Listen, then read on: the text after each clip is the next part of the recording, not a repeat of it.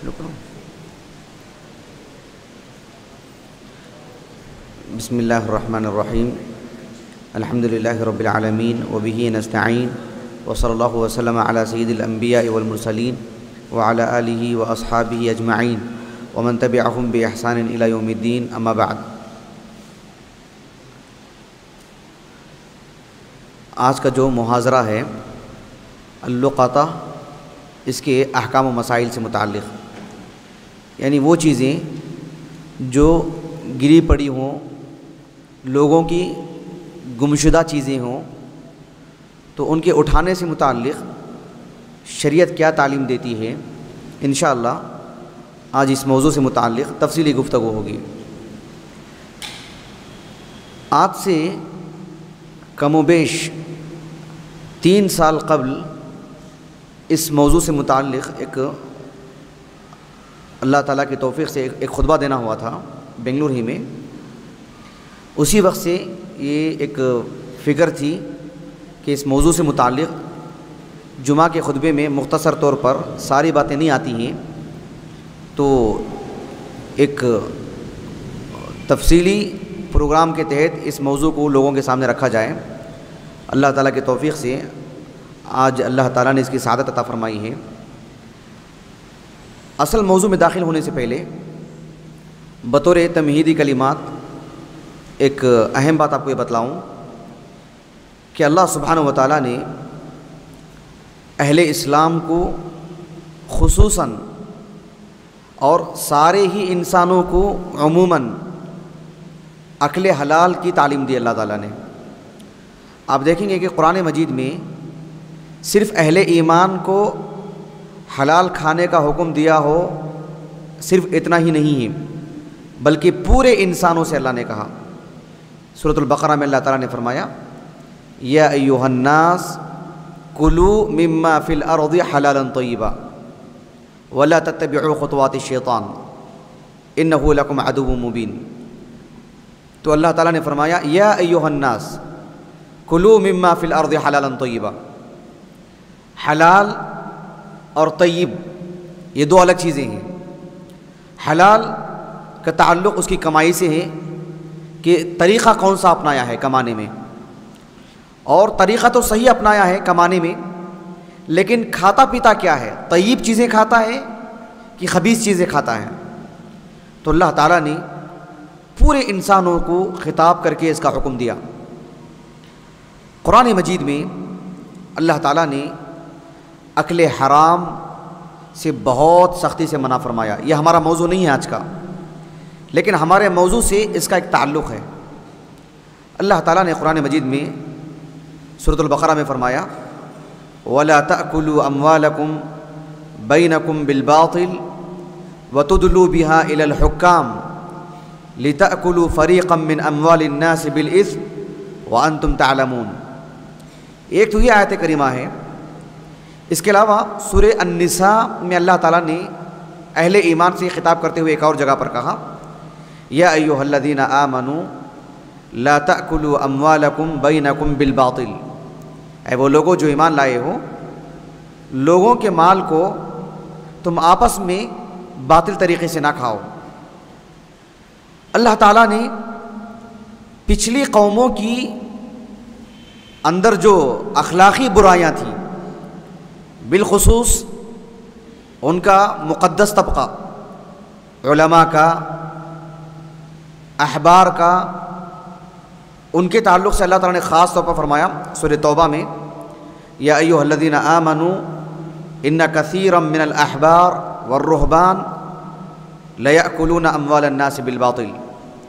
اللہ تعالیٰ نے جو احبار اور جو رہبان، یہود و نصارہ کے جو علماء ہیں، ان کی بہرہ روی اور ان کی غیر ذمہ داری اور لوگوں کے مال کے سلسلے میں لاپرواہی، کہاں سے مل رہا ہے، کس راستے سے انہیں پیسہ مل رہا ہے، اس کو دیکھتے نہیں تھے، جیسے بھی ہو بس لے لیتے۔ اللہ تعالیٰ نے ان کی برائی بیان کر کے ہم لوگوں کو متنبہ فرمایا۔ تو کہنے کا مطلب یہ ہے کہ ایک مسلمان کو اکل حلال پر بہت زور دینا چاہیے۔ آپ اندازہ لگائیے، اللہ تعالیٰ نے انبیاء علیہ السلام کو، کن کو؟ انبیاء کو علیہم الصلوۃ والسلام، ان کو اللہ تعالیٰ نے اس بات کا حکم دیا کہ یا ایھا الرسل کلوا من الطیبات واعملوا صالحا، سورہ مومنون کی آیت۔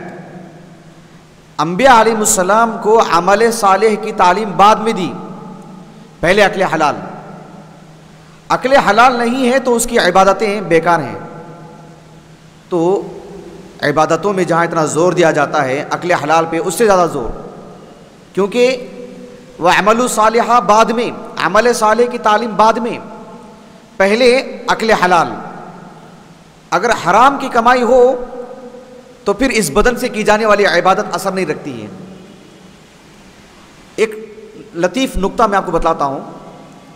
سورۃ البقرہ قرآن مجید کی ایک ایسی سورت ہے جس میں سب سے زیادہ احکام، مسائل، سورہ نساء میں بھی مسائل ہیں، سورۃ المائدہ میں بھی ہیں، سورۃ التوبہ میں بھی ہیں، سورۃ النور میں بھی ہیں، سورۃ الاحزاب میں ہیں، لیکن سورۃ البقرہ میں بالخصوص احکام و مسائل سب سے زیادہ۔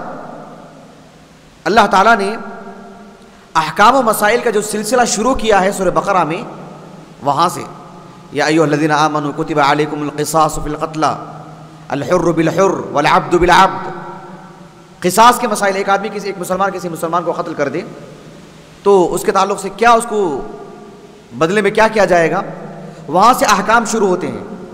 اس کے بعد وراثت کے مسائل، روزے کے مسائل، اعتکاف کے مسائل، جہاد کے مسائل، رؤیت ہلال کے مسائل، حج کے مسائل، انفاق کے مسائل، گھر والوں پہ خرچ کرنا، کتنا خرچ کرنا، شراب کی حرمت کا مسئلہ، یتیموں کے مال کا مسئلہ، عورتوں کے مخصوص مسائل کا مسئلہ، طلاق کے، نکاح کے، ایلا کے، خلا کے، رضاعت کے، دودھ پلانے کے مسائل، ایک سلسلہ چلتا رہتا ہے۔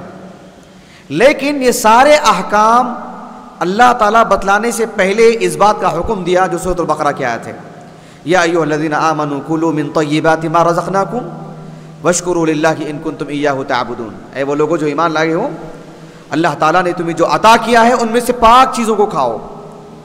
پہلے عقل حلال کا حکم دیا، پھر عبادات کا حکم دیا۔ یہ لطیف نکتہ ہے۔ تو کہنے کا مطلب یہ ہے کہ عقل حلال ایک بنیادی چیز ہے اور ہمارے موضوع سے اس کا بڑا گہرا تعلق ہے۔ دوسری بات ہمارے موضوع کو شروع کرنے سے پہلے وہ یہ ہے کہ اسلام جو اللہ تعالیٰ کا پسندیدہ دین ہے اور ساری دنیا کے لوگوں کو اسے قبول کرنا لازم ہے، اللہ سبحانہ و تعالیٰ نے اس دین کے ذریعے سے اتنی گارنٹی دی ہے، ہر انسان کے سلسلے میں ہر انسان کی 5 بڑی بڑی چیزیں ہوتی ہیں ہر انسان سے متعلق۔ ان 5 چیزوں کی گارنٹی صرف دین دیتا ہے، ہمارا اسلام دیتا ہے، کوئی اور نہیں۔ کسی کے سامنے اتنا دم خم نہیں کہ کوئی سامنا کرے اور آ کر کے ایسی تعلیم دے، ایسے تفصیلی مسائل بتلائیں کہ انسان کی جو بنیادی 5 ضرورتیں ہیں وہ ہم پوری کریں گے، کوئی سامنا کرنے والا نہیں سوائے اسلام کے، کیونکہ ہمارے خالق کا دین ہے۔ آپ میں سے کسی کو معلوم ہے وہ 5 چیزیں کیا ہیں؟ معلوم ہے آپ میں سے کسی کو؟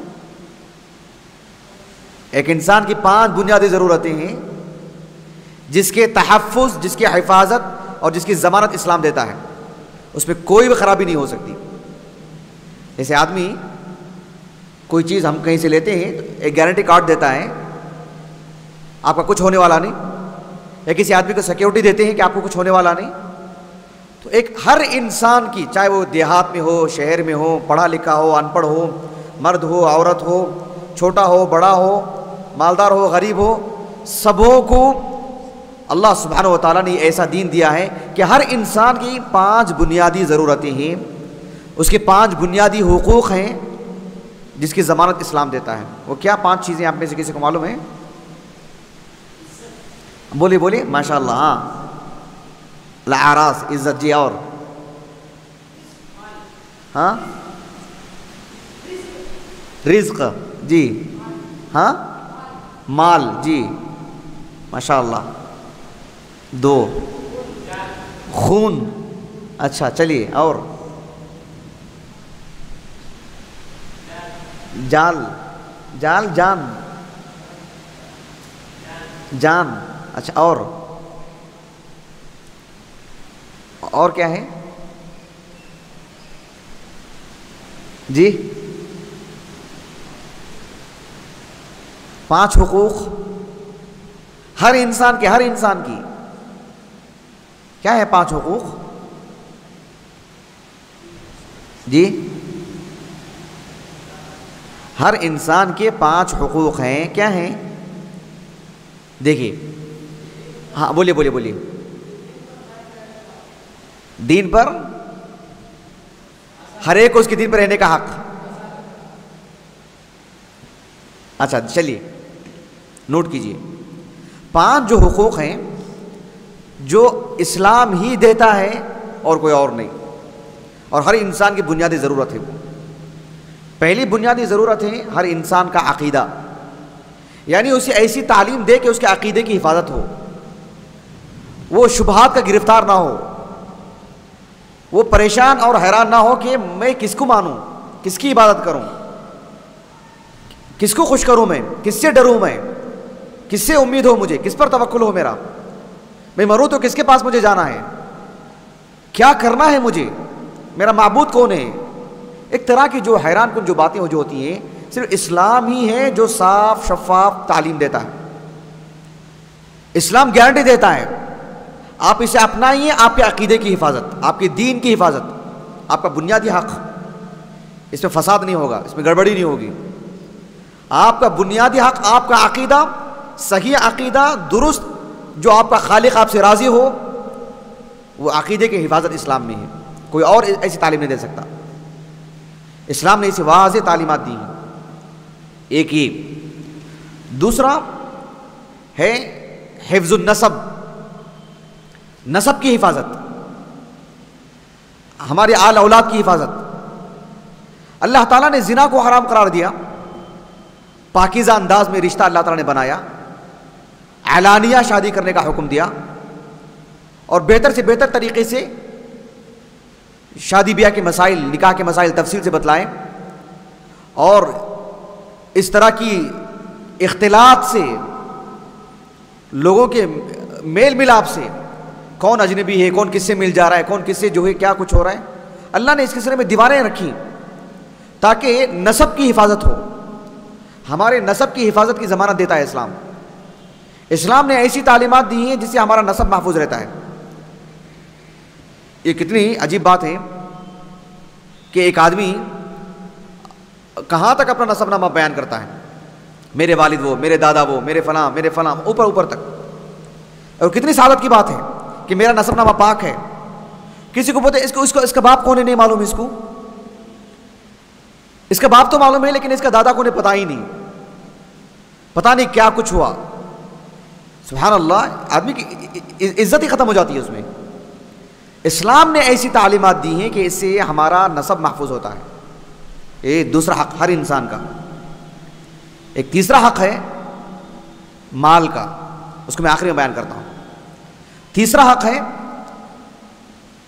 ہماری عزت کا، ہماری عزت و آبرو کا۔ اسلام نے ایسی تعلیمات دی ہیں، ہم پیٹھ پیچھے بھی کسی کی غیبت نہیں کر سکتے، اسلام نے حرام قرار دیا اس کو۔ ہم کسی کی عزت اچھال نہیں سکتے، کسی نے کسی پہ تہمت لگائی، کسی نے کسی کی عزت کو اچھالا، تو اسلام نے ایسی سخت سزائیں رکھی ہیں، یہاں نہیں تو کم از کم آخرت میں یقیناً اس کی نیکیاں اس کو دی جائیں گی، یا نیکیاں نہیں ہے تو اس کی برائیاں اٹھا کے اس پہ ڈالی جائیں گی، اس لیے کہ اس کی عزت ہے، اس کی عزت کا خیال رکھنا چاہیے۔ وہ نہیں رکھیں گے تو اللہ کے ہاں تو برابر اس کی عزت کی ضمانت ہے، تمہاری عزت جو ہے ایسی نیلام نہیں ہوگی۔ کسی نے الزام لگایا ہے، کسی نے تمہاری بے عزتی کی ہے، کسی نے تمہیں لوگوں کے سامنے شیم کیا ہے، تو پھر ایسی صورت میں یہاں نہیں ہو سکے، مقدر ہے وہیں پر، تو پھر تمہاری برائیاں اس پہ ڈالی جائیں گی یا اس کی نیکیاں دی جائیں گی، کیونکہ تمہاری عزت کی ضمانت ہے اسلام میں۔ سبحان اللہ، دیکھ رہے ہیں آپ، مستقل احادیث آیتیں ہیں، سورہ حجرات دیکھیں، مستقل سورہ ہے اس پر، لوگوں کے اعراض کی حفاظت کے لیے، عزت و آبرو کی حفاظت کے لیے۔ یہ تیسرا حق ہر انسان کا۔ ایک چوتھا حق ہے ہر انسان کا جس کی اسلام ضمانت دیتا ہے، کوئی اور آگے نہیں آتا اس میں، وہ ہے صحت، ہماری صحت۔ اسلام نے ایسی تعلیمات دی ہیں کھانے پینے کی، رہن سہن کی، پہننے اوڑھنے کی، عبادتوں کے سلسلے میں، ہر طرح کے معاملات میں اگر کوئی اس کو اپنا لے تو اس کی صحت کی ضمانت دیتا ہے اسلام۔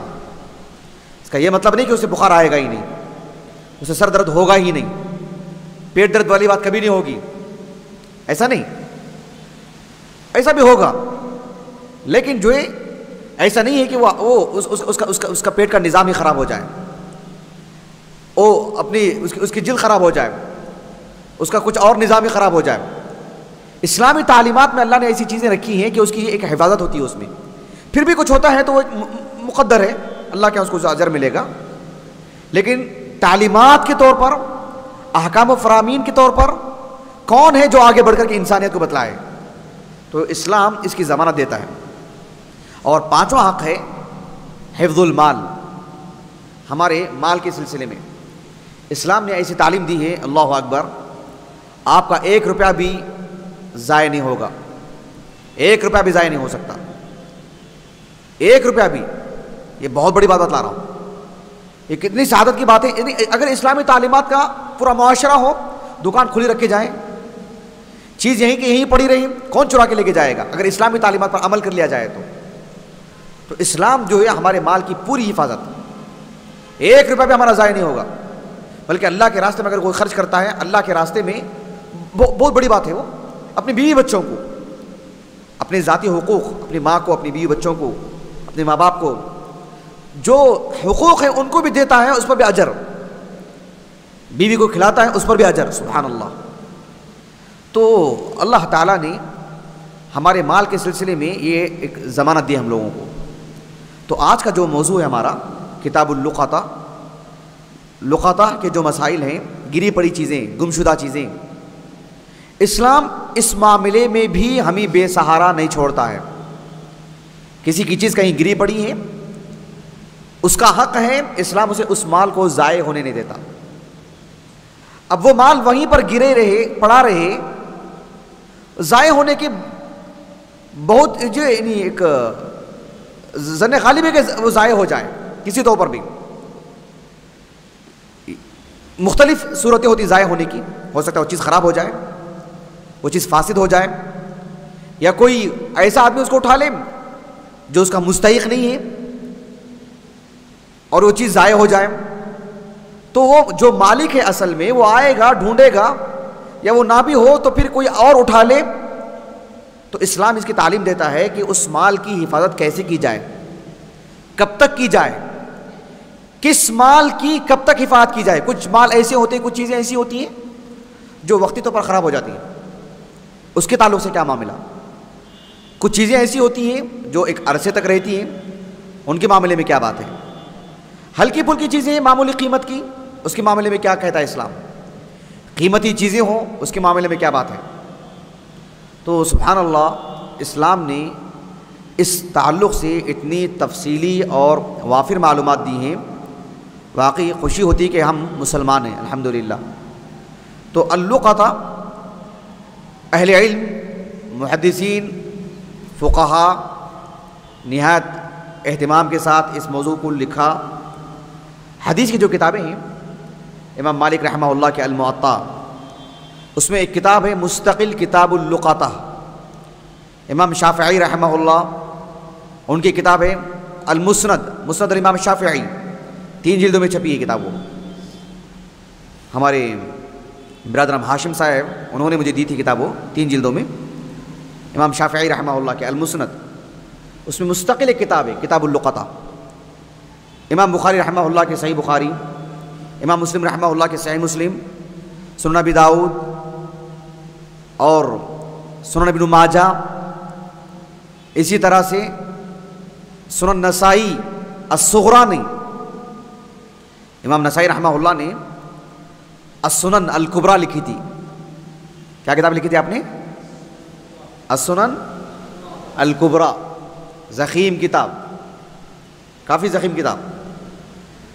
اس دور میں امام نسائی رحمہ اللہ کا انتقال 303 ہجری کو ہوا۔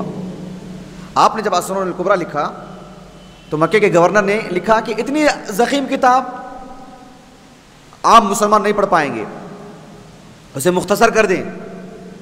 تو وہی مختصر ہے السنن الصغریٰ جو کتب ستہ میں شمار ہوتی ہے. السنن الکبریٰ کتب ستہ میں شمار نہیں ہوتی. السنن الصغریٰ سنن ابی داؤد، سنن نسائی، ترمذی جو بولتے ہیں نا ہم لوگ، وہ السنن الصغریٰ الکبریٰ نہیں. تو السنن الکبریٰ میں وہ کتاب ہے کتاب اللقطہ. اسی طرح سے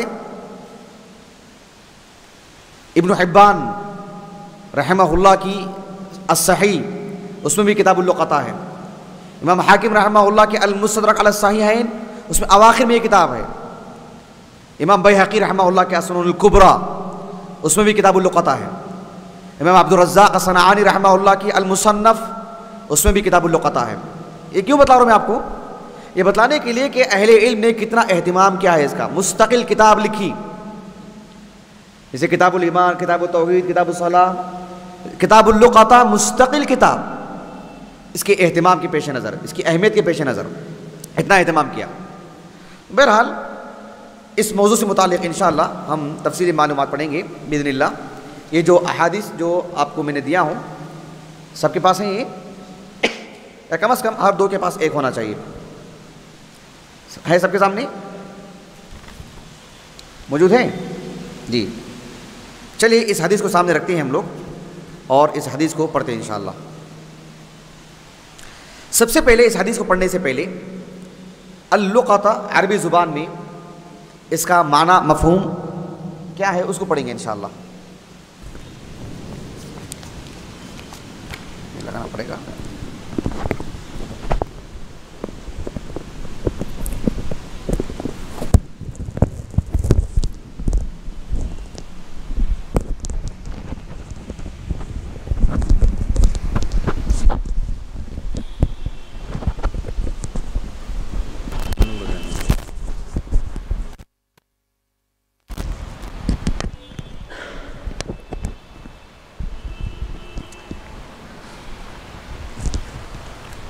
عربی زبان میں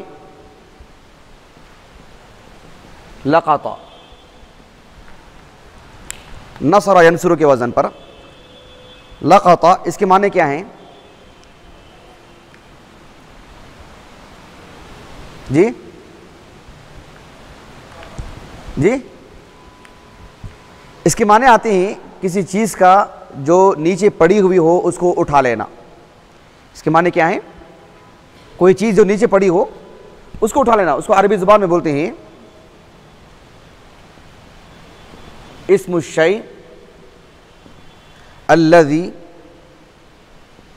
تجدہ ملقا.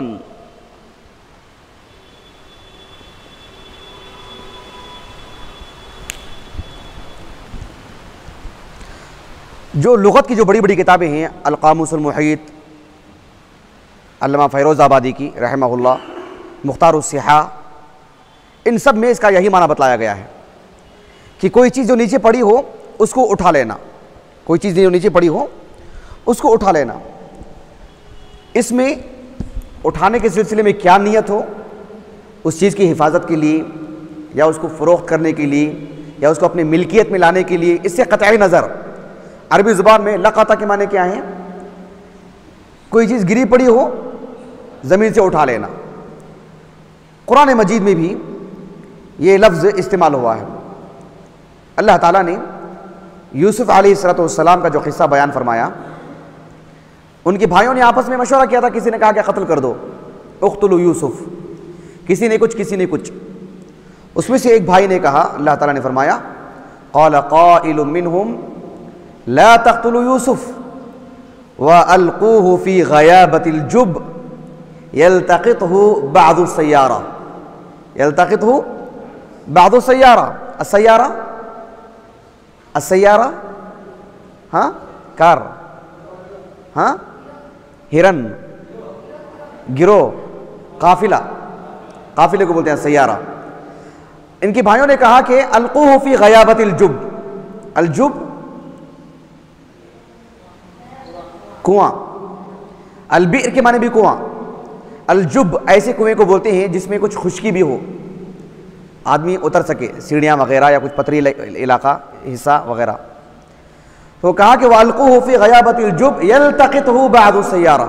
قافلے والے آئیں گے، گری پڑی چیزیں اٹھا کے لے کے جائیں گے. لقطہ. بات سمجھ میں آئی آپ کو؟ اللہ تعالیٰ نے سورہ قصص میں موسیٰ علیہ السلام کی زندگی کا ابتدائی حصے سے بیان فرمایا. زندگی کو ابتدائی سے بیان فرمایا سورہ قصص میں، کسی اور جگہ میں ایسا نہیں ہے، ابتدائی سے، آغاز سے. موسیٰ علیہ السلام کے دور میں جب آپ کی ولادت ہوئی تو معلوم ہے نا بچوں کو خوب سے خوب مار دیا گیا، معلوم ہے نا. تو اس میں اللہ تعالیٰ نے آپ کے ماں کے دل میں یہ بات ڈالی کہ وہ ایک صندوق میں آپ کو رکھیں اور دریا کے حوالے کر دیں، اور آپ نے کر دیا. اللہ تعالیٰ نے فرمایا وَأَوْحَيْنَا إِلَىٰ أُمِّ مُوسَىٰ أَنْ أَرْضِعِيهِ فَإِذَا خِفْتِ عَلَيْهِ، کہا کہ ہم نے ماں کے اس کی ماں میں وہی کر دی، بات ڈال دی کہ وہ دودھ پلاتے رہے اپنے بچے کو. فَإِذَا خِفْتِ عَلَيْهِ، اگر بچے سے متعلق ڈر شروع ہو جائے کیا ہوگا نہیں معلوم. فَأَلْقِيهِ فِي الْيَمِّ، یم اس کو دریا میں ڈال دیں. وَلَا تَخَافِي وَلَا تَحْزَنِي اِنَّا رَادُّوهُ إِلَيْكَ، اسے تمہاری طرف لوٹانے ہی والے ہیں، لوٹا کر رہیں گے. وَجَاعِلُهُ مِنَ الْمُرْسَلِينَ، ہم اس کو رسولوں میں سے بنانے والے ہیں.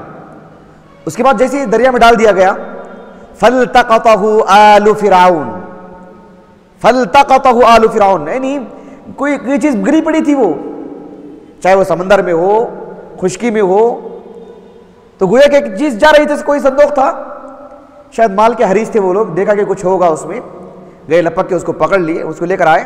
فَالْتَقَطَهُ، قرآن کی تعبیر دیکھ رہے ہیں، تعبیر دیکھ رہے ہیں قرآن کی.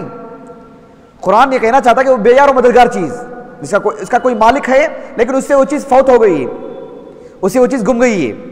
وہاں یوسف کسی کے فرزند ہیں، وہ آزاد گھرانے کے، لیکن وہ ملتقط ہیں، وہ ایک جگہ ڈال دیے گئے ہیں، کسی کی گمشدہ چیز ہیں وہ.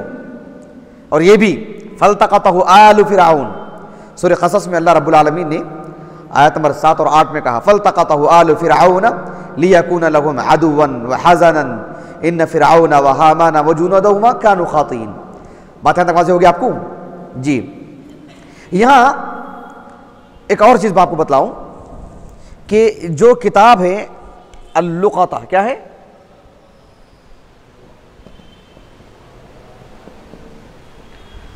لام پر ضمہ اور قاف پر فتحہ، بفتح القاف، قاف ساکن نہیں ہے. اللقطہ نہیں بولنا، کیا بولنا ہے؟ اللقطہ. اس کے معنی کیا ہیں؟ ایک اس کو اسم فاعل کہا گیا، کیا کہا گیا؟ بعض لغوی لوگوں نے کہا یہ اسم مفعول ہے، لیکن اسم مفعول زیادہ صحیح نہیں ہے. اللقطہ تو جب بولتے ہیں تو مراد کیا ہوتا ہے؟ اسم فاعل. کتاب اللقطہ جب بولتے ہیں یعنی کوئی چیز گری پڑی ہو تو اٹھانے والے کے سلسلے میں اسے کتنی معلومات ہونی چاہیے، اٹھانے والے کو کون سی چیز اٹھانا ہے، کون سی چیز نہیں اٹھانا ہے، اٹھا کے کیا کرنا ہے، حفاظت کرنا ہے تو کتنے سال تک، ملکیت میں لانا ہے تو کب لانا اپنی ملکیت میں، اعلان کرنا ہے تو کب تک اعلان کرنا ہے، کون سی چیز کا اعلان کرنا، کون سی چیز کا اعلان نہیں کرنا، اس سے متعلق پورے مسائل اللقطہ. بات واضح ہوگی آپ کو.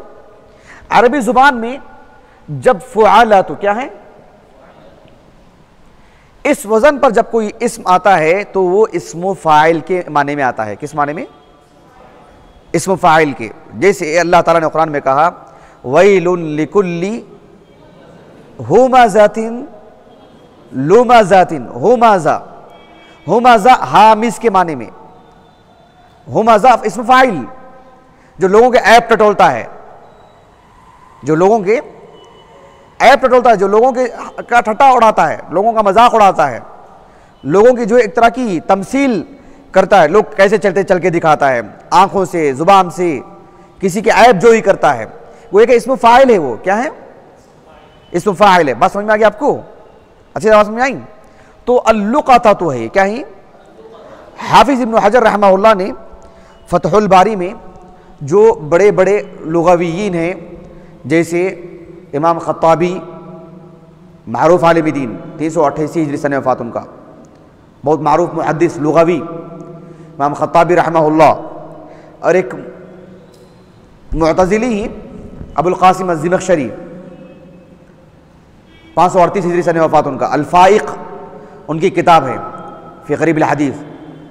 پھر اسی طرح سے دیگر لغویین بھی، جیسے ابن حجر رحمہ اللہ نے بہت سارے لوگوں کے نام گنوائے ہیں، خلیل بہرحال ابن حجر رحمہ اللہ نے فتح الباری میں جلد نمبر 6 اور صفحہ نمبر 527، جلد نمبر 6 صفحہ نمبر 527 میں اس کی کیا اس کا تلفظ کیا ہے صحیح سے پڑھنے کا، اس کے بارے میں لکھا ہے۔ بس ایک چونکہ علمی طبقہ ہے، اس حد تک میں نے یہ باتیں بتلائی ہیں۔ اس کو جن لوگوں نے مفعول کہا ہے، اسم مفعول، تو ابن حجر رحمہ اللہ کہتے ہیں اسم مفعول ہو تب بھی وہ اسم فاعل کے معنی میں اس لیے لیا گیا ہے کہ کوئی چیز ہو، ایک ہوتا ہے فعل جو اٹھانے کا کام ہو رہا ہے، ایک ہوتا ہے لاقط اٹھانے والا، ایک ہو جو مفعول بھی، جو چیز پڑی ہوئی ہے جس کو اٹھایا جا رہا ہے۔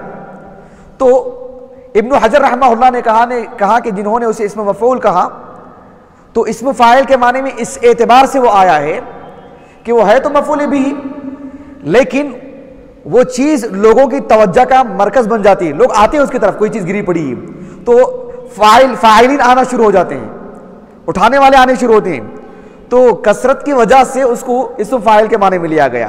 بات سمجھ میں آپ لوگوں کو؟ جی چلیے انشاءاللہ اب یہاں سے اس کو آپ الفاظ میں لکھیے۔ یہ تو لغوی معنی تھا، لغت میں اس کا کیا معنی، اللقطہ کا۔ اصطلاح میں فقہا جب اسے شرعی معنی میں لیتے ہیں اللقطہ، اس کے کیا معنی ہیں، تو اس کا معنی یہ مراد لیا گیا ہے کہ یہ لکھیے اس کو آپ الفاظ میں، اس کو الفاظ میں لکھیے۔ اللقطہ اس چیز کو کہتے ہیں جو زمین پر گری پڑی دستیاب ہو اور اس کا مالک معلوم نہ ہو، اور اس کا مالک معلوم نہ ہو۔ محترم مال، المال المعصوم بولتے ہیں، المال المعصوم یعنی محترم مال، اس کا کوئی مالک ہے، گمشدہ چیز، گری پڑی چیز، اس کا مالک کون ہے نہیں معلوم، تو ہی المال المفقود من صاحبہ، یہ ایک ایسے مال کو بولتے ہیں جس کا مالک کون ہے نہیں معلوم، جس کا مالک کون ہے نہیں معلوم۔ اور اسی سے ملتا جلتا ایک اور لفظ آتا ہے،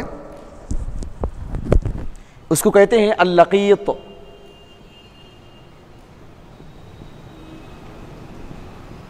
اللقیط اس بچے کو بولتے ہیں جو بچہ گمشدہ ہے۔ اللقیط کس کو بولتے ہیں؟ تابعین میں سے، کبار تابعین میں سے ایک ہے مسروق، کیا نام ان کا معلوم ہے آپ لوگوں کو؟ مسروق ابن الاجدع، مسروق ابن الاجدع کبار تابعین میں سے ہیں۔ اللہ کے رسول کے زمانے میں صلی اللہ علیہ وسلم باحیات تھے، مخضرم، جاہلیت کا دور بھی پایا تھا انہوں نے، آپ علیہ السلام سے ایمان کے حالت میں نہیں مل پائے۔ عمر بن خطاب رضی اللہ عنہ کے دور میں مدینے کو آئے تھے وہ، جب وہ آئے، آنے کے بعد عمر بن خطاب رضی اللہ عنہ نے نام پوچھا تو کہا کہ میں مسروق ابن الاجدع ہوں، الاجدع۔ عمر بن خطاب رضی اللہ عنہ نے کہا کہ الاجدع تو شیطان کا نام ہے، تم مسروق ابن عبد الرحمن ہو، مسروق ابن عبد الرحمن ہو، ایسے کہا تھا ان کو، مسروق کو رحمہ اللہ۔ مسروق اسم مفعول، ان کو مسروق اس لیے نام پڑا کہ بچپن میں وہ چوری ہو گئے تھے، وہ گم گئے تھے، کسی نے اٹھا کے لے کے چلا گیا تھا ان کو، پھر دوبارہ ان کے گھر والوں کو ملے تو بولے کہ مسروق، مسروق نام پڑ گیا، مسروق کبار تابعین میں سے، حدیث کی کوئی کتاب ان کے نام سے خالی نہیں، ماشاءاللہ۔ مسروق ابن الاجدع رحمہ اللہ کبار تابعین میں سے، ان کی کنیت تھی ابو عائشہ، ام المؤمنین عائشہ رضی اللہ عنہا کے خاص تلمیذ، بلکہ ان کو بیٹا بنا لیے تھے، منہ بولا بیٹا، ام المؤمنین عائشہ رضی اللہ عنہا، تبنی۔ ہاں چلیے، اللقطہ اس کی تعریف کیا ہے اصطلاحی لفظوں میں؟ علماء احناف یہ کہتے ہیں کہ بِأَنَّهَا الْمَالِ السَّاقِطُ لَا يُعْرَفُ مَالِكُهُ، لَا يُعْرَفُ مَالِكُهُ۔ علماء احناف کہتے ہیں کہ ایک ایسا مال ہے جو گرا پڑا ہے، اور اس کا مالک کون ہے نہیں معلوم۔ علماء مالکیہ کہتے ہیں رحمہم اللہ مال معصوم عرض للضیاع، ایسا مال، محترم مال جو ایسی جگہ میں پڑا ہے ضائع ہو سکتا ہے، اور اسلام ہے کہ ضائع ہونے سے بچاتا ہے اس مال کو تاکہ مالک تک پہنچ جائے۔ مالک نہیں آ پا رہا ہے تو جس نے اٹھایا ہے ایک زمانے کے بعد، ایک وقت کے بعد، وہ کیا وقت ہے آگے بولیں گے کتنا وقت ہے، وہ پھر اس کو اپنے کنٹرول میں اس مال کو لے لے، اپنی ملکیت میں لے لے۔ علماء شوافی، علماء حنابلہ، انہوں نے بھی لگ بھگ ملتی جلتی یہی تعریف کی ہے۔ احادیث کی یہ جو کتابیں ہیں جس میں اللقطہ کے مسائل ہیں، دو لفظ بہت کثرت سے استعمال ہوتے ہیں۔ کتنے؟ دو لفظ۔ ایک لفظ ہے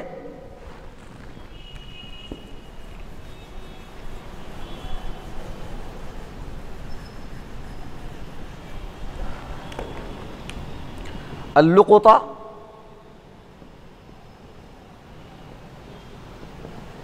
ایک ہے الضالہ۔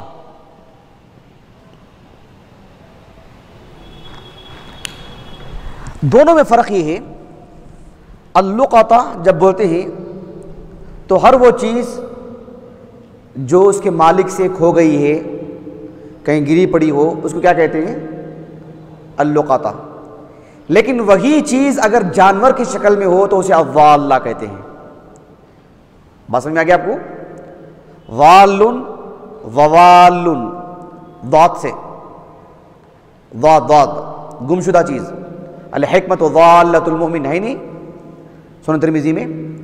تو الضالہ کا اگر وہی چیز جانوروں سے متعلق ہو، کسی کی بکری گم گئی ہے، کسی کا اونٹ گم گیا ہے، کسی کا بیل یا کسی گائے گم گئی ہے، اس کو کہتے ہیں الضالہ۔ اور پھر جانوروں سے الگ کوئی چیز ہو تو پھر اس کو کیا کہتے ہیں؟ اس کو کیا کہتے ہیں؟ اللقطہ۔ اور وہی چیز جانوروں سے متعلق ہو تو الضالہ۔ جی، اس کا جو بنیادی معاملہ ہے یہی کہ اسلام ہر ایک کے مال کی حفاظت کرتا ہے، مالک کی، کہ اگر اس کا مال کہیں گر گیا ہو تو آئے تو اسے وہ مال مل جائے، پھر وہ مال ضائع نہ ہو، کوئی اس کی حفاظت میں لے لے۔ تو پھر اس کی شروط، اس کے تعلق سے مسائل کیا ہیں، تفصیلی طور پر انشاءاللہ آج کی کلاس میں پڑھیں گے۔ چلیے یہ ورق نکالیے۔ بسم اللہ الرحمن الرحیم، الحمدللہ رب العالمین وبہ نستعین وصلی اللہ وسلم علی سید الانبیاء والمرسلین وعلی آلہ واصحابہ اجمعین ومن تبعہم باحسان الی یوم الدین، اما بعد۔ نماز سے قبل اللقطہ، اس سے متعلق جو لغوی اور اصطلاحی معنی تھا وہ معلوم کرنے کے بعد اس موضوع سے متعلق جو مسائل ہیں، جو احکام ہیں، اس کو ایک ایک مسئلہ لے کر کے پڑھیں گے انشاءاللہ۔ اس مسئلے کو پڑھنے سے پہلے ایک مرتبہ اس حدیث کو پڑھ لیں گے۔ حدیث دیکھیں ایک مرتبہ، دو حدیثیں ہیں، دو حدیثیں پڑھ لیں گے انشاءاللہ، پھر اس کے بعد اس سے متعلق جو مسائل ہیں ان مسائل کو پڑھیں گے باذن اللہ۔ اس موضوع سے متعلق جو احادیث ہیں، یہ دو حدیثیں جو آپ کے سامنے ہیں، تقریباً مسائل ان دو حدیثوں کے اندر آ چکی ہیں، اس طرح سے کہ میں نے نماز سے قبل جن علماء کے نام لیے تھے جنہوں نے اپنی اپنی حدیث کی کتابوں میں مستقل ایک کتاب اللقطہ کے نام سے، امام بخاری، امام مالک، ان سے قبل امام شافعی وغیرہ وغیرہ رحمہم اللہ، تو انہوں نے اپنی اپنی ان حدیث کی کتابوں میں جو اس کتاب کو لے کر آئے ہیں، کتاب اللقطہ، بس یہ دو حدیثیں اور مزید کچھ حدیثیں لا کر کے پورے مسائل مستنبط کی ہیں۔ تو یہ دو حدیثیں اصل کی حیثیت رکھتی ہیں۔ چلیے ایک مرتبہ پڑھ لیتے ہیں اس کو انشاءاللہ۔ پہلی جو حدیث ہے اسے امام بخاری نے رحمہ اللہ اپنی صحیح بخاری میں لے کر آئے ہیں۔ قال الامام البخاری رحمہ اللہ حدثنا عمرو بن عباس، یہ بصرہ کے عالم ہیں، بڑے عظیم عالم دین، وہ اپنے استاذ سے روایت کرتے ہیں، قال حدثنا عبد الرحمن، یعنی عبد الرحمن ابن مہدی، معروف عالم دین بصرہ کے، 198 ہجری سن میں وفات ہے ان کا۔ قال حدثنا سفیان یعنی الثوری، سفیان ابن سعید الثوری، عن ربیعہ، یہ ربیعہ بن ابی عبد الرحمن ربیعۃ الرائے کے نام سے معروف ہیں، نام سنا آپ لوگوں نے ان کا، ربیعۃ الرائے۔ یہ الرائے سے مراد اس دور میں پرانی بات ہے، وہ مسلمانوں میں منہجی طور پر دو طرح کے لوگ تھے، ایک اہل الحدیث، ایک اہل الرائے، تو یہ انہی میں سے تھے، لیکن سلف کی طرف منتقل ہو گئے، سلف سے پھر سلفی نقطہ نظر سے جو ہے استدلال کرنے لگے، اہل الحدیث میں سے تھے، لیکن وہ نام ان کے ساتھ جڑ گیا، حالانکہ یہ اسے سخت نفرت کرتے تھے۔ 136 ہجری سن وفات ہے ان کا، مدینے کے علماء میں سے، امام مالک کے استاذ رحمہ اللہ، امام مالک سے پہلے مدینے میں انہی کا زیادہ چرچا تھا، ربیعہ بن ابی عبد الرحمن۔ ان کے والد بھی بڑے معروف آدمی، لیکن کچھ من گھڑت واقعات بھی ان کے والد کے ساتھ جڑے ہوئے۔ وہ کہتے ہیں قال حدثنی یزید مولا المنبعث، یہ بھی مدینے کے علماء میں سے، اور وہ صحابی رسول زید بن خالد الجوہنی رضی اللہ عنہ ورضا۔ زید بن خالد رضی اللہ عنہ یہ اللہ کے رسول کے انتقال کے بعد علیہ الصلوۃ والسلام کوفہ چلے گئے تھے۔ یہ جوہینہ ایک قبیلہ ہے، معلوم ہے آپ کو، جوہینہ مدینے کے اوپر کا حصہ، وہاں سے لے کر کے تبوک کے قریب تک پورا پھیلا ہوا علاقہ۔ ینبوع معلوم ہے آپ کو، ایئرپورٹ بھی ہے وہاں پہ، وہ اس کی بڑی بستی ہے، کافی بڑا علاقہ جوہینہ، بہت بڑا قبیلہ بکھرا ہوا، انہی میں سے ہی زید ابن خالد الجوہنی رضی اللہ عنہ۔ وہ کہتے ہیں جاء اعرابی النبی صلی اللہ علیہ وسلم فسألہ عما یلتقط۔ جاء اعرابی، یہ اعرابی کون ہے؟ اس معاملے میں حافظ ابن حجر رحمہ اللہ نے اس حدیث سے متعلق جتنے طرق ہو سکتے ہیں سب جمع کیا آپ نے فتح الباری میں، اور آخر میں کہا کہ بالآخر اللہ تعالیٰ کی توفیق سے مجھے یہ نام مل ہی گیا، ان کے الفاظ ہیں ثم ظفرت بتسمیتہ، اس طرح سے لکھتے ہیں، پھر ان کا نام کیا تھا، میں بالآخر پہنچ گیا، مجھے معلوم ہو گیا، ان کا نام تھا عقبہ، سوید ابن عقبہ الجوہنی رضی اللہ عنہ، لیکن ان کی سن ولادت، ان کا سن وفات، وہ کہاں تھے، کیا ہوا، واللہ اعلم، اس تعلق سے تفصیلی معلومات نہیں مل سکی۔ بہرحال جاء اعرابی، ایک دیہاتی آئے اللہ کے رسول کے پاس علیہ الصلوۃ والسلام، اور آپ سے پوچھنے لگے کہ جو چیزیں گری پڑی رہتی ہیں اس سے متعلق کیا کرنا چاہیے۔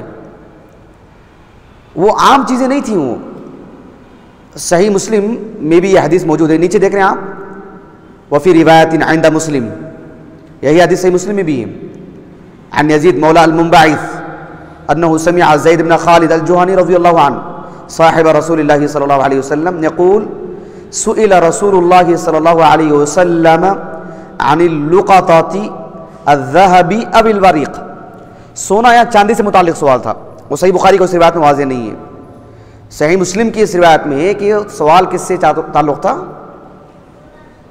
سونا یا چاندی سے۔ اللہ کے رسول نے کہا علیہ الصلوۃ والسلام عرفها سنتاً، ایک سال تک لوگوں میں اس کا تعارف کراتے رہو، ثم احفظ، پھر حفاظت کرو، عفاصها، اس کے عفاص کو، وعاءها، عفاصها یعنی وعاءها، اس کی جو سرہ یعنی کیا بولتے ہیں اس کو، جو تھیلی ہے اس کی تھیلی کو۔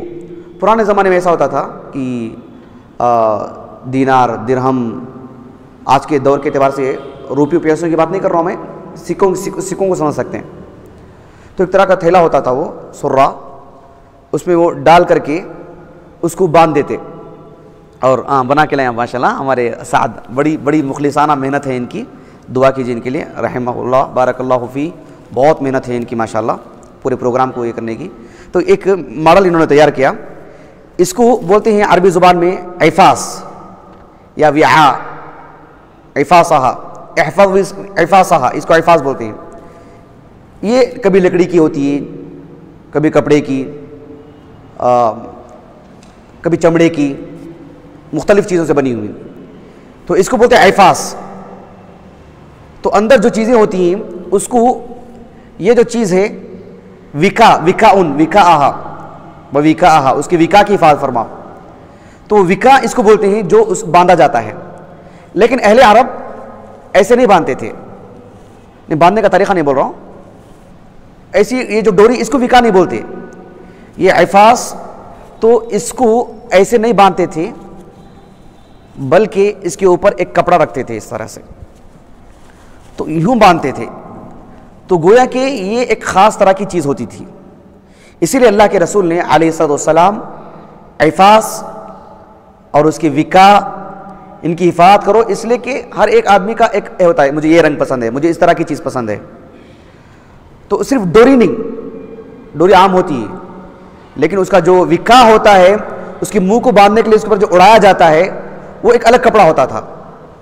تو اللہ کے رسول نے کہا علیہ الصلوۃ والسلام احفظ عفاصها ووکاءها فإن جاء أحد يخبرك بها وإلا فاستنفقها، اگر اس کا مالک آ جائے اور آپ کو خبر دے دے اس کی کیا تفصیلات ہیں، شرائط کیا ہیں، کیا صورتیں ہیں اس کی، آگے انشاءاللہ اس کو دے دو، بصورت دیگر فاستنفقها، خرچ کرو، فاستمتع بها، اس کو آپ اپنی تحویل میں لو، اپنی ملکیت میں لو اور اس کو استعمال کرو۔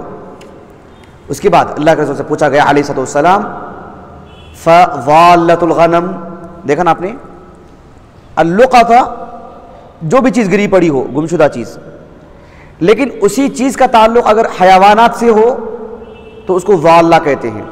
فرق سمجھ میں آپ کو؟ انہی گری پڑی گمشدہ چیزوں جو مالک سے فوت ہو چکی ہیں، مفقود ہیں، ان کا تعلق اگر حیوانات سے ہو تو اس کو ضالہ کہتے ہیں۔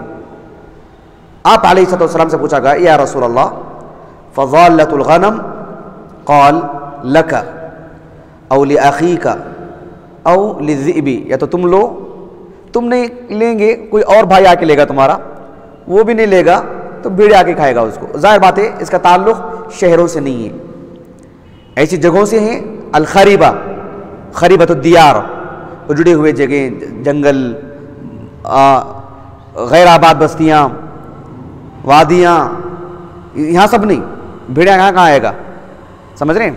او للذئب، پھر قال ضالۃ الابل، الابل الجمل الناقہ کو ملا کر، الابل الجمل مذکر کو، الناقہ یا البعیر مؤنث کے لیے، جیسے ہم بولتے ہیں نا مرد عورت انسان، تو انسان ایک جو جنس کی ایک بولتے ہیں، اس طرح سے الابل تو دونوں کو ملا کے، افلا ينظرون الى الجمل نہیں، تو پھر صرف ایک خاص ہو جائے گا الى الابل۔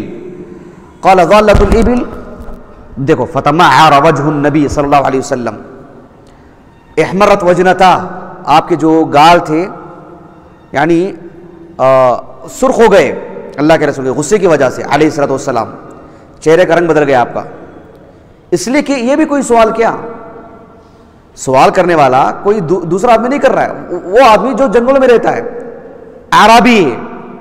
آپ کو تو معلوم ہونا چاہیے اونٹ کے بارے میں، اونٹ بڑا جانور ہے، مضبوط جانور ہے، اپنا راستہ خود تلاش کر لے گا، خود کھا لے پی لے گا، اس کی ضرورت نہیں کہ کوئی اسے جا کے پلائے کھلائے، اسے پکڑ کے لے کے جائے، کوئی حملہ کرنے آئے تو اسے کوئی بچانے کے لیے آئے، کوئی ضرورت نہیں، تم رہتے ہو زندگی بھر اس کے ساتھ اور تم اس کے متعلق پوچھتے ہو۔ اس ناحیے سے اللہ کے رسول علیہ الصلوۃ والسلام ناراض ہوئے۔ فتمعر وجه النبی صلی اللہ علیہ وسلم فقال ما لک ولها معها حذاؤها، حذاء اس کے جوتے کہہ کر کے یہ بولنا مراد ہے کہ وہ ایک لمبا فاصلہ طے کر لے سکتا ہے، وہ از خود چلا جا سکتا ہے، اس کو کوئی کھینچ کے لے کے جائے اس کی حاجت نہیں ہے، وہ خود جا سکتا ہے۔ وہ معها حذاؤها وسقاؤها، اللہ تعالیٰ نے اس کے پیٹ میں ایسا پانی کا ایک نظام رکھا ہے، کافی لیٹر پانی پی لیتا ہے، خود پی لیتا ہے، اور اس کے معدے میں اللہ نے ایسا نظام رکھا ہے، محفوظ بھی رکھتا ہے، کہیں جائے پانی نہ ملے تو اس پانی کو نکال کے خود پیتا ہے وہ اندر ہی سے، حتیٰ کہ لوگ جب اسے جب نہر کی بات آتی ہے اس کو جب نہر کرنا ہو کھانے کے لیے تو بیابان کے لوگ اس کا گوشت کھاتے، پینے کے لیے پانی نہیں ہوتا تو اندر سے پانی نکال لیتے، صاف شفاف. سبحان اللہ، اللہ نے ایسا نظام رکھا ہے. حذاؤہا وسقاؤہا ترید الماء، پانی کے پاس خود ہی چلا جائے گا پانی کے پنگٹ پر وہ. وتأکل الشجر، اس کے کھانے پینے کا معاملہ اس کے اپنے بس میں اللہ نے رکھا ہے، درختوں کے پتے خود ہی لے لے گا وہ. تو پھر اس کو آپ واللہ اس معنی میں کہ وہ مل گیا تو کیا کریں، لے لیں آپ، ایسا نہیں. اللہ کے رسول نے غصہ کیا علیہ الصلوۃ والسلام. چلیے ایک حدیث ہے اس کا جو تتمہ ہے یہ صحیح مسلم میں، اللہ کے رسول سے پوچھا گیا علیہ الصلوۃ والسلام یعنی اللقطہ، اللقطہ نہیں بولنا، قاف ساکن ہے، قاف متحرک ہے بفتح القاف. آپ علیہ الصلوۃ والسلام سے پوچھا گیا عن اللقطہ الذهب او الورق فقال اعرف وکاءها، وکاء ابھی بولا نہیں میں آپ کو اوپر کا، اعرف وکاءها وعفاصها ثم عرفها سنة فإن لم تعرف فاستنفقها، یعنی عرفها سنة، ایک سال تک اس کو لوگوں میں تعارف کراتے رہو، وہ کیسی سب تفصیلات آئیں گی. بصورت دیگر آپ خرچ کرو اپنے لیے. وَلْتَكُنْ وَدِيعَةً، ہاں خرچ کرتے ہیں اپنے پاس رکھتے ہیں تب بھی. وَلْتَكُنْ وَدِيعَةً، وَدِيعَةً یعنی ودیعہ مانے الامانہ، الودیعہ الامانہ. وَلْتَكُنْ وَدِيعَةً عندك، تمہارے پاس وہ امانت، جب بھی اس کا مالک آ جائے، اس چیز کا مالک آ جائے، آپ نے خرچ بھی کر لیا ہے، یا تو وہ یا تو اس کا بدیل یا اس کی قیمت چکانی پڑے گی، دینی پڑے گی اس کو. فَإِن جَاءَ طَالِبُهَا يَوْمًا مِّنَ الدَّهْرِ فَأَدِّهَا إِلَيْكَ، کسی طور پر بھی کبھی بھی آ جائے، آ کے یوں ہی لے لے نہیں، لینے کے شرائط بھی ہیں، وہ بھی اتنے کٹھن ہیں، وہ آگے بتلائیں گے انشاءاللہ، تاکہ مال ضائع نہ ہو، کسی غیر مستحق کے ہاتھ میں نہ چلے جائے. وہ مالک ہے تو اس کو ملے گا، نہ ہو تو پھر وہ کسی کا مال کیسے لے کے جائے گا. تو بس اسلام مال کی ضیاع سے، اس کے فوت ہونے سے یعنی ایک حرص پیدا کراتا ہے ہمارے اندر کہ ہم تعاون کریں کسی کے ساتھ، کہ اس کے مال کی حفاظت کریں. مال خود بخود خراب ہو جائے ہم استعمال میں لا لیں، اس کا مالک آ جائے، کب لوٹائیں گے، کیسے لوٹائیں گے، کیا شروط، تفصیلات آگے آئیں گے انشاءاللہ. چلیے دوسری حدیث پڑھ لیتے ہیں. قال الامام مسلم رحمہ اللہ، امام مسلم رحمہ اللہ ان کی جو الصحیح ہے، المسند الصحیح، الجامع المسند، اس میں ایک کتاب ہے کتاب اللقطہ، آپ نے بھی وہ کتاب لکھی ہے. اس کہتے ہیں وقال حدثنا محمد بن بشار، یاد آ رہا نام ان کا، محمد بن بشار کا میں بولا تھا، محمد بن بشار البصری، اپنی والدہ کی وجہ سے بصرہ کے باہر نہیں جا سکے، بتلایا تھا نہیں. امام بخاری رحمہ اللہ نے صحیح بخاری میں لکھا کہ جو ہے کتب الی محمد بن بشار، محمد بن بشار نے مجھے لکھا ہے، احادیث روایت کی، مجھے لکھ کر کے بھیجی مجھے. بڑے عظیم عالم دین، 252 ہجری سے وفات ہے ان کا.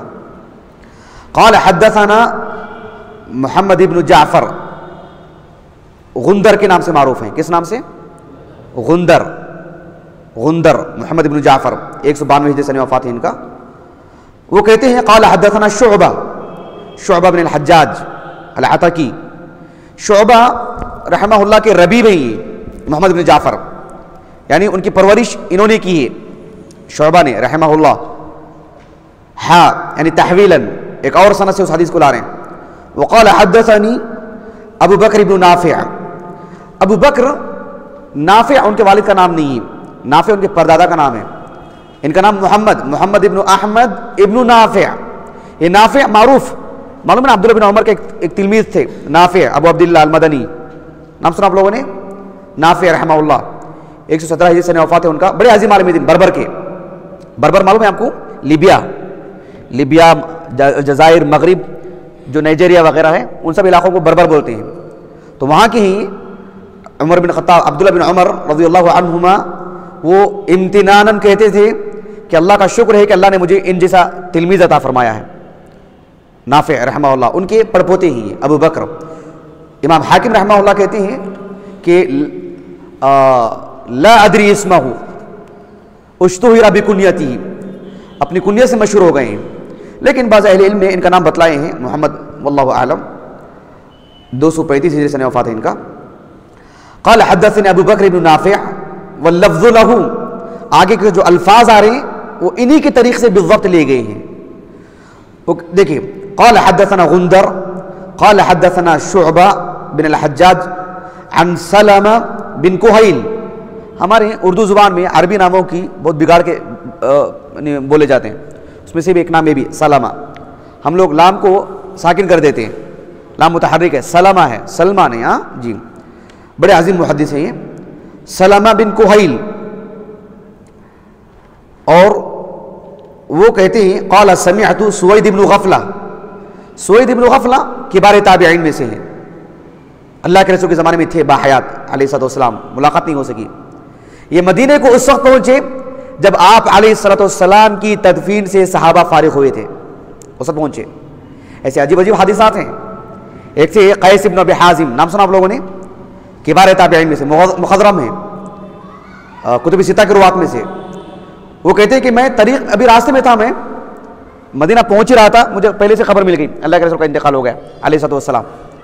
کچھ لوگ تو ایسے تھے مدینہ پہنچے تو آپ کا انتقال ہو گیا تھا, آپ کے جسد اثر رکھا ہوا تھا, دیکھا انہوں نے. سبحان اللہ, ایسے بھی حالات ہیں.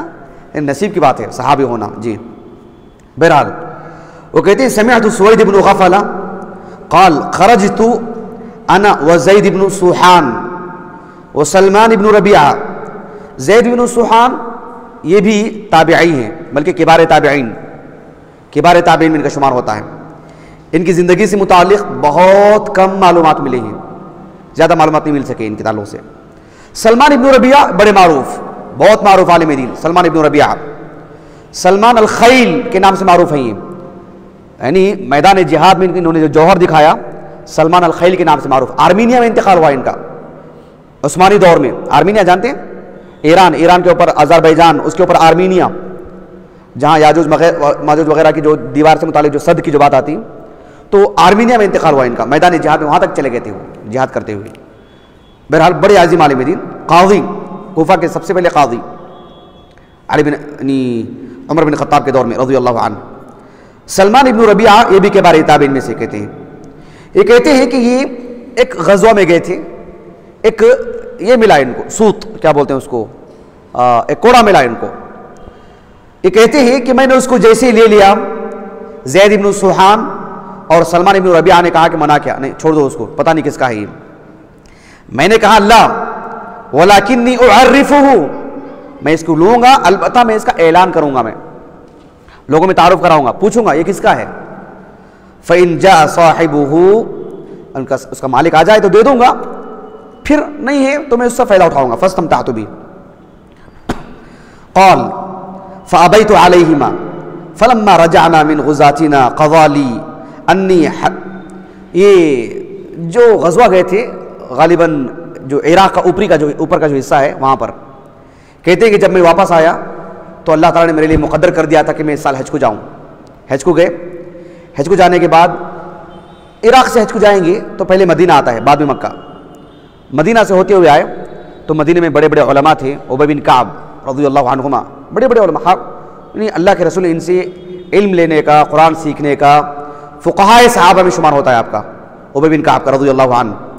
ان سے میری ملاقات ہوئی اور میں نے اس کوڑے سے متعلق آپ کو بتلایا, اور یہ بھی بتلایا کہ میں لے لیا تھا, اپنی تحویل میں لے لیا اس کو, البتہ میرے ان دونوں ساتھیوں نے روکا مجھے, میں مصر رہا اس کو لینے پر. اب فیصلہ آپ فرمائیں کون حق پر ہیں. ابی بن کعب رضی اللہ عنہما, یہ صحابہ کا مزاج, نوٹ کرنے کی بات ہے, یہ صحابہ کا مزاج ہے. صحابہ سے جب بھی جس نے بھی سوال کیا, صحابی اپنی بات کو منصوص پیش کرتے تھے, استدلال کرتے ہوئے. کسی نے کچھ پوچھا, ہاں اللہ کے رسول سے میں نے سنا, ہاں ایک قضیہ تھا, ایک معاملہ ہوا تھا, اس تعلق سے بھی یہ بات آئی تھی, ہاں کر لو, ہاں ہو سکتا ہے, ایسے نہیں. آخری صورت میں ورنہ نہیں کرتے تھے. دیکھو ابی بن کعب نے کیا کہا رضی اللہ عنہ, وہ کہتے ہیں انی وجدت السرہ. دیکھو اللہ کے رسول کے زمانے میں ایک معاملہ ہوا تھا, مجھے ایک تھیلا ملا سرہ, اس میں 100 دینار تھے. یہ نبی کریم صلی اللہ علیہ وسلم کے زمانے کا واقعہ ہے. میں اللہ کے رسول کے پاس آیا علیہ السلام, آ کر کے میں نے جیسے سارا مسئلہ آپ کے سامنے رکھا, عرفہ حولا, آپ نے کیا کہا, عرفہ کیا کہا, حولن. کیا معنی حول؟ ہاں حول کے معنی کیا؟ سنتن کے معنی؟ عامن کے معنی؟ کوئی فرق ہی نہیں دنوں میں ہے. ہاں ہاں ایک ایک بولیں, ایک ایک بولیں. ایک سال گزرنے کو. اور سنتن کتنے سال گزرنے کو بولتے ہیں؟ صرف سال گزرنے کو. اور یہ ایک سال گزرنے کو. عربی زبان بہت مالدار زبان, بہت وسیع زبان ماشاء اللہ. قرآن میں سنتن, عام, حول سب آئے ہیں. سنتن سال بولتے ہیں یعنی زندگی میں انسان کے مشاکل آتے ہیں, پریشانیاں. ان الانسان لقد خلقنا الانسان فی کبد. اللہ تعالیٰ نے انسان کو مشاکل میں رکھا ہے, ایک کے بعد دوسری مشکل, ایک کے بعد دوسری پریشانی. تو سنہ یہ اس کو قید سالی کے لیے بھی بولتے ہیں. تو انسان کی زندگی میں زیادہ تر مشاکل آتے ہیں, اسی لیے عام طور پر کہا جاتا ہے سنتن, سال. عام سال کے اچھے دنوں کو بولتے ہیں. اچھے دن گزر رہے ہیں تو اس کو عام بولتے ہیں. کیا بولتے ہیں؟ مشاکل سے خالی ہو. تو اللہ تعالیٰ نے کہا انا ارسلنا نوحا لقد ارسلنا نوحا الى قومه فلبث فیہم الف سنۃ الا 50 سنہ. نہیں کہا اللہ نے الف سنۃ الا 50 عاما. سمجھ رہے ہیں آپ؟ الف سنۃ 1000 سال, اس میں 950 سال. تو 1000 سال جو تھے ان کے, وہ سنہ کہا اللہ نے. مشاکل, صبر, پریشانیاں, قوم سے مواجہت. لیکن نبوت سے پہلے کا جو معاملہ تھا عام, ایسے مشاکل نہیں تھے ان میں. اسی لیے اللہ نے کہا فَلَبِثَ فِيهِمْ أَلْفَ سَنَةٍ إِلَّا 50 عاما. اور حول کہتے ہیں اب جو حادثہ ہوا یہاں سے لے کر کے جو ایک سال شروع ہوتا ہے اس کو بولتے ہیں حولان حول. زکوٰۃ رمضان سے رمضان نہیں, جب ہو تب. شوال سے ہوتا ہے شوال, ذوالقعدہ سے ذوالقعدہ, ذوالحجہ سے ذوالحجہ. سمجھ رہے ہیں آپ؟ حول عدت کے جب مسائل اللہ نے بیان کیا قرآن میں سورہ بقرہ میں, تو اللہ نے عدت گزارنے کو حول, پہلے باب وہ منسوخ ہو گیا مسئلہ, وہ حول کہا اللہ تعالیٰ نے. تو حول سمجھ رہے ہیں آپ؟ جس دن آپ کو یہ مال ملا آپ تعارف کرواتے رہیے حولن کہا اللہ کے رسول نے علیہ الصلوۃ والسلام. عرفھا حولن, یہاں سے ایک سال, پچھلے رمضان سے نہیں. اب رمضان گزر گیا وہاں سے ایک سال, یا محرم گزر گیا وہاں سے نہیں, ابھی تو ذوالحجہ ختم ہونے والا ہے. تو کون سے سال کا حساب کریں گے اب سے؟ عرفھا حولن. بتا دو گے آپ کو. ایک چوتھا لفظ بھی آتا ہے سال کے لیے, حجج. حجج, ثمانیۃ حجج. موسیٰ علیہ السلام کو ان کے سسر نے, وہ جو بھی ہے رہنے دیں, انہوں نے کہا کہ 8 سال ہمارے پاس بطور مہر کے کیا کرو, خدمت کرو. تو ثمانیہ حجج کہا سورہ قصص میں. حجج ایک عبادت حج کو بنیاد بنا کر کے 1 سال مقرر کرنا, اس حج سے لے کر کے آنے والے سال کے حج تک. تو اللہ کے رسول نے کہا علیہ السلام, یہ بتانا چاہ رہا تھا میں کہ آپ نبوی زبان افصح اللسان آپ کی, آپ نے جھٹ سے کہا عرفھا حولن فعرفتها فلم اجد من يعرفها. میں 1 سال تک برابر اعلان کرتا رہا لیکن ایسا کوئی شخص ملا ہی نہیں جو اس کو پہچان سکے. پھر میں آیا اللہ کے رسول کے پاس علیہ السلام, پھر آپ نے یہی کہا عرفھا حولن, پھر فعرفتها فلم اجد من يعرفها ثم اتيت. یہی بات کہی انہوں نے. اللہ کے رسول کے پاس آئے تو پھر کہا علیہ السلام عرفھا حولن فعرفتها فلم اجد من يعرفها فقال احفظ عددها. ہمارے موضوع سے بڑا گہرا تعلق ہے اس کا. احفظ عددها ووعاءها ووكاءها فإن جاء صاحبها وإلا فاستمتع بها. فاستمتعت بها. پھر میں ایسے ہی کیا. اس حدیث کے روات میں ایک راوی ہیں سلمہ بن کہیل. کیا نام ہے؟ سلمہ بن کہیل, بڑے معروف عالم دین. ان کا کہنا ہے فلقیتہ بعد ذلك بمکہ. 1 سال کے بعد میں اپنے استاد سے ملا. ان کے استاد کون ہیں یہاں پر؟ کون ہیں؟ سوید بن غفلہ. ان سے ملا مکے میں اور کہتے ہیں لا ادری بثلاثة احوال او حول واحد. پتہ نہیں انہوں نے جو پوری حدیث جو مجھے سنائی تھی اس میں 3 سال والی بات ہے کہ 1 سال والی بات ہے مجھے نہیں معلوم، یہ یاد نہیں مجھے. اب انشاءاللہ وہ 3 سال ہے کہ 1 سال ہے، کیا ہے تفصیل آگے بتلائیں گے انشاءاللہ. چلیے اس حدیث کو پڑھنے کے بعد انشاءاللہ ہم اصل مسئلے کی طرف آتے ہیں. زندگی میں ہم کو ایسے بہت سارے مسائل درپیش آتے ہیں جس میں ہم کو لوگوں کی گری پڑی چیزیں، گمشدہ چیزیں، اس کا مالک ہو سکتا تلاش میں ہو، بھول کے چلا گیا ہو، تو ان چیزوں سے متعلق شریعت ہماری کیا رہنمائی کرتی ہے. ہم انشاءاللہ ایک ایک مسئلے کو لیتے ہیں باذن اللہ تعالی.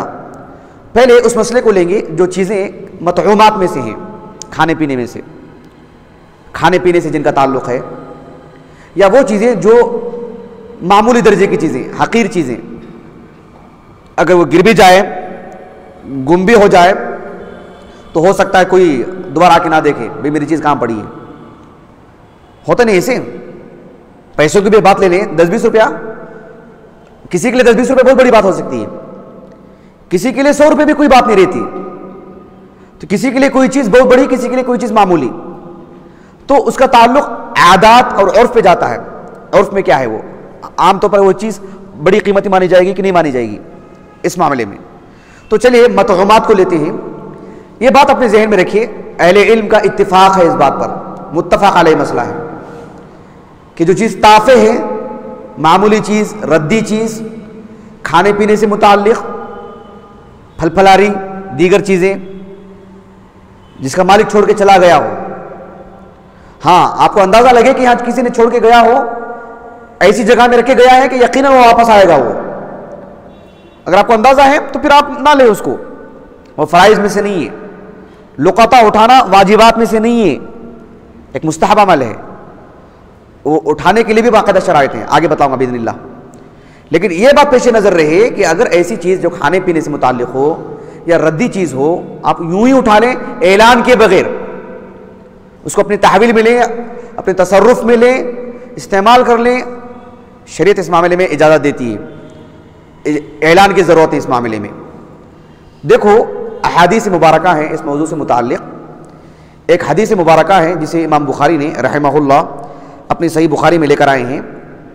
ہاں جو میں نے کہا نہیں اہل علم کا اتفاق ہے کر کے، اس میں ایک کتاب ہے روضۃ الطالبین، نیچے ہے کتاب جامعہ کی لائبریری میں، روضۃ الطالبین 7 جلدوں میں، بڑی زبردست کتاب ہے امام نووی کی رحمہ اللہ.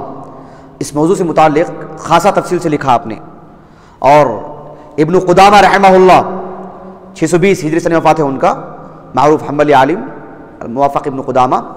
انہوں نے المغنی میں اور علماء احناف میں سے بدائع الصنائع فی ترتیب الشرائع علامہ کاسانی کی، علاء الدین ابو بکر الکاسانی رحمہ اللہ، یہ بھی بڑے عظیم عالم دین ہیں.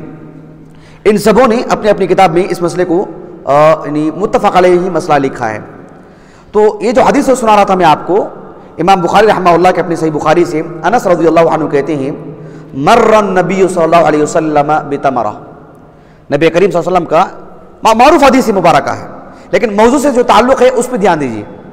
ایک آپ کا جو گزر ہو رہا تھا، آپ نے ایک کھجور دیکھا، آپ علیہ السلام نے راستے میں جو کھجور دیکھا، آپ نے فرمایا لولا انی اخاف ان تکون من الصدقہ لاکلتها، اگر مجھے اس کا خوف نہ ہوتا، اس کا اندیشہ نہ ہوتا کہ یہ صدقے کا ہے، کیونکہ آپ پر، آپ کی آل پر، آپ کے آل سے مراد،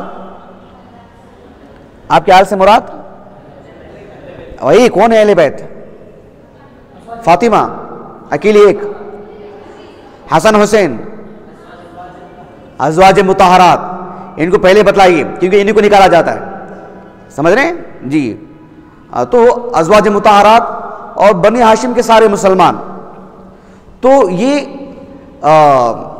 ان سب پر اللہ تعالیٰ نے حرام قرار دیا ہے. یہ اوساخ الناس ہے، لوگوں کی مال کی گندگی ہی. آپ علیہ السلام نے فرمایا کہ اگر مجھے اس کا خوف نہ ہوتا، اس کا اندیشہ نہ ہوتا کہ یہ صدقے کا ہے تو میں اس کو ضرور کھاتا.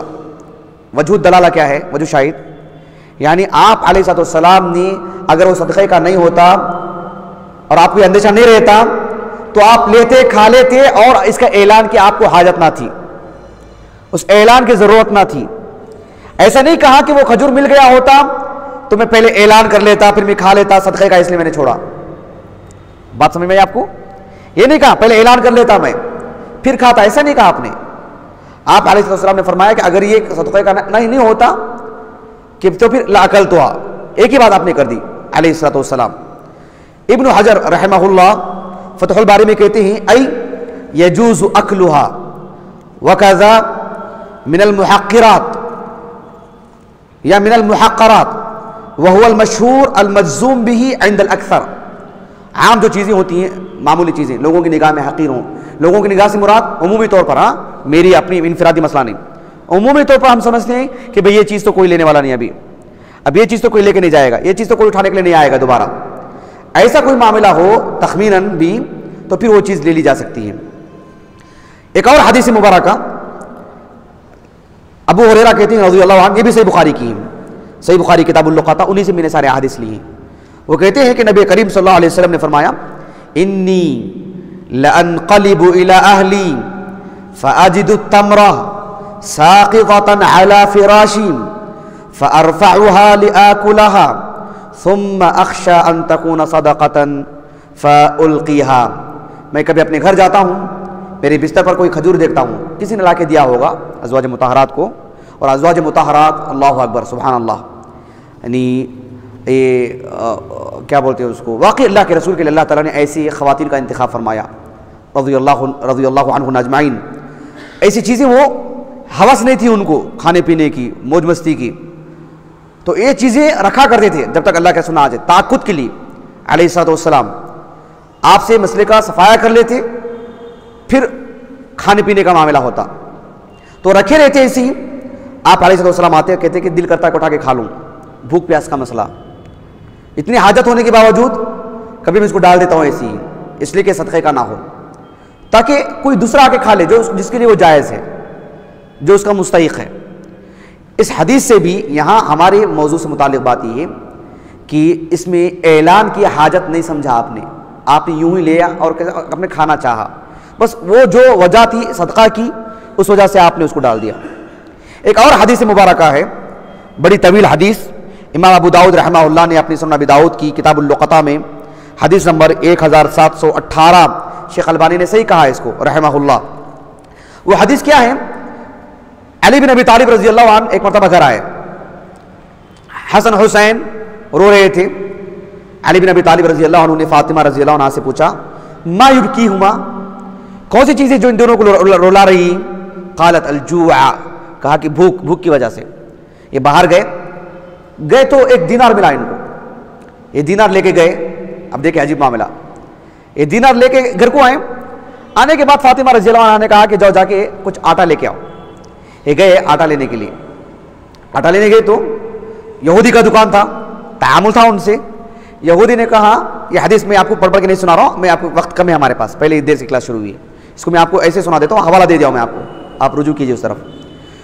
تو علی بن ابی طالب رضی اللہ عنہ کہتے ہیں کہ وہ یہودی جو تھا اس نے کہا کہ اچھا تم جو نبی ہیں محمد علیہ السلام کے داماد ہیں؟ تو کہا کہ نہیں آٹا لے کے جاؤ، دینار دے دیا واپس ہو۔